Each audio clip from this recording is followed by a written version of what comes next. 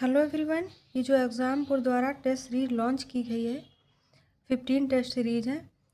इसमें यूपीएसआई के लिए इसमें हम आपको एक एक हिंदी का सेट करवाएंगे। जो 15 टेस्ट सीरीज है आपको हम 15 हिंदी का सिर्फ करवा देंगे। प्लीज़ तो आप लोग सपोर्ट करिएगा, लाइक करिए, सब्सक्राइब करिए। आज ये पहला सेट है तो हम देखते हैं। फर्स्ट क्वेश्चन देखते हैं, निम्नलिखित में से तरुण शब्द का विलोम क्या है।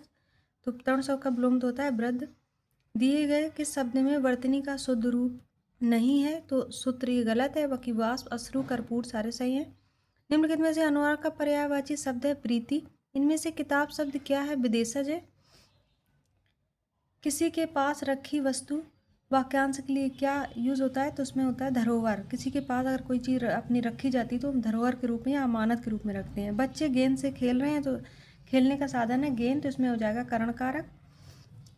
माँ ने पिताजी से सामान मंगवाया, तो इसमें हो जाएगा प्रेरणार्थक क्रिया, क्योंकि जब हम किसी से कोई चीज़ मंगवाते हैं, जब किसी को काम के लिए दूसरे से कहा जाता है तो वहाँ प्रेरणार्थक क्रिया होती है।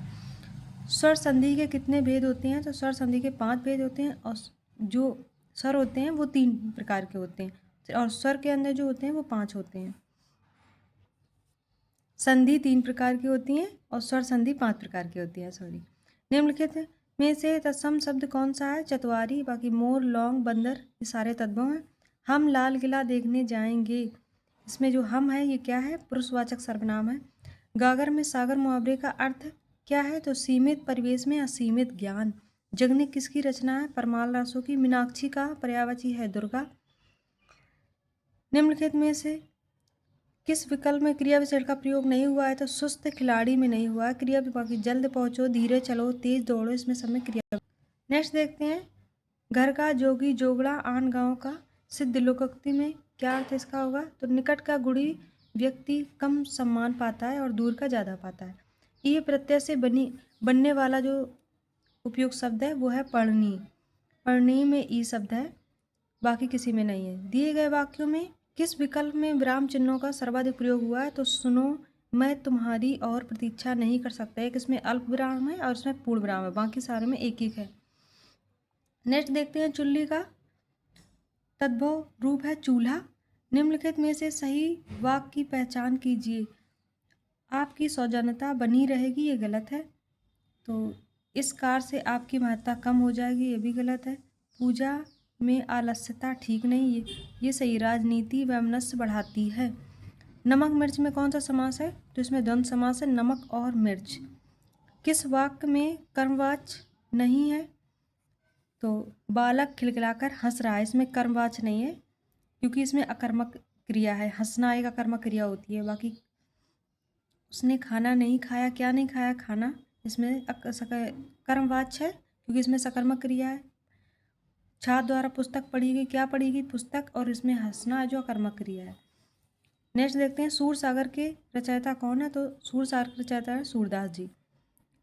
हिंदी में वर्णमाला के स्वरों की संख्या, या कुल पूछे कुल स्वर कितने हैं, या फिर केवल स्वरों की संख्या पूछे तो भी हम 11 ही लगाएंगे।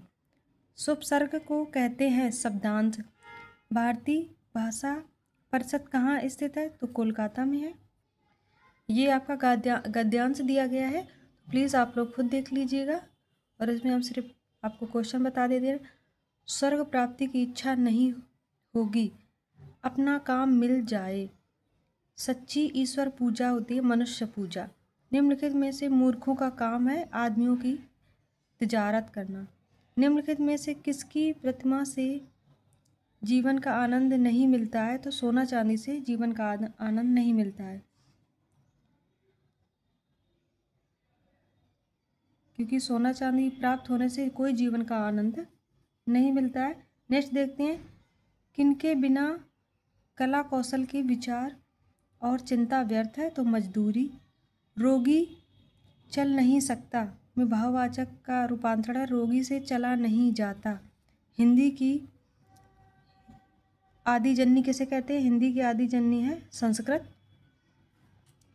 पतंग शब्द किस अर्थ में प्रयुक्त नहीं होता है, तो वादक।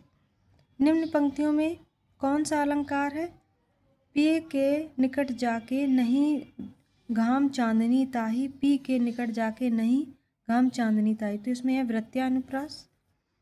नेक्स्ट देखते हैं, सूरदास जी कौन से काल के संत कवि थे? तो ये थे भक्ति काल के। किस छंद में 26 मात्राएं तथा 14-12 पर यति होती? तो होती हैं गीतिका में 26 होती हैं। सोठा तो दोहा का उल्टा होता है। मुसीबत में कौन सा लिंग है? स्त्रीलिंग है, क्योंकि मुसीबत आन पड़ी ऐसे बोलते हैं ना। नेक्स्ट देखते हैं, वर्षा शब्द का उचित बहुवचन है। वर्षा का वर्षा ही होता है, ना ये वर्षाएं वर्षाओ ये सब नहीं होता है। किलक अरे मैं ने निहारूं इन दांतों पर मोती वारूं, इसमें अपने आप पता चल रहा है कि इसमें वात्सल रस है। सुमित्रानंदन पंत को चिदम्बरा का कौन सा पुरस्कार प्रदान किया गया था? तो ज्ञानपीठ पुरस्कार प्रदान किया गया था सुमित्रानंदन पंत जी को 1955 में चिदम्बरा के लिए। ओके, ये सारे थे आपके पूरे जो 40 क्वेश्चन थे आपके। तो प्लीज़ आप लोग देख लीजिए, लाइक करें, सब्सक्राइब करें, प्लीज़ सपोर्ट करें।